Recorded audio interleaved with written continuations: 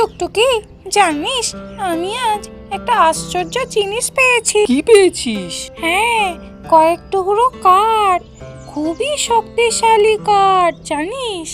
কাঠ আবার শক্তিশালী হলো কিভাবে? কাঠ তো এমনিই শক্ত হয়।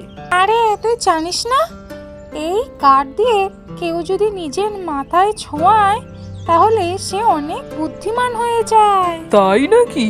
কে বললো তোকে এইসব কথা?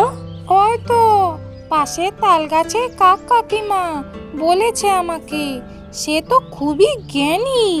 ঠিক আছে, তুই এক কাজ কর, তুই নিজের মাথায় এই কাঠটা ছুঁয়ে দে আর দেখ কি হয়। হ্যাঁ, ঠিক বলেছিস, দারুণ বুদ্ধি। দাঁড়া। মিঠু নিজের মাথায় সেই কাঠটি ছোঁয়ায় আর 10 সেকেন্ড পর দেখে,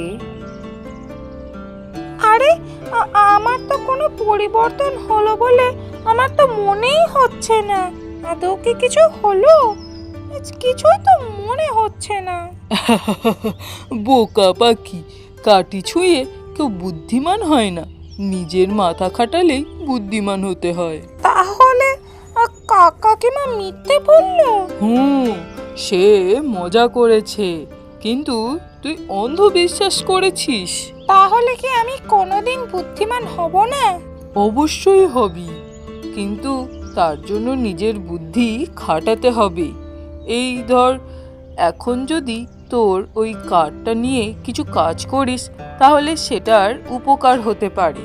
হ্যাঁ, তাই তো, আমি এটাকে দিয়ে একটা ছোট বাসা বানিয়ে ফেলতে পারি। এই কথা বলে মিঠু কাঠটা নিয়ে ছোট বাসা বানাতে শুরু করলো। কিছুক্ষণ পর দেখলো সে সুন্দর একটা খোপ বানিয়ে ফেলেছে। আমি নিজের মাথা খাটিয়ে বানিয়েছি এটা অনেক কষ্ট করে। কত সুন্দর হচ্ছে, তাই না? হ্যাঁ, এবার বুঝলি, বুদ্ধি আসলেই নিজের মাথায় থাকে, কাঠের মধ্যে না।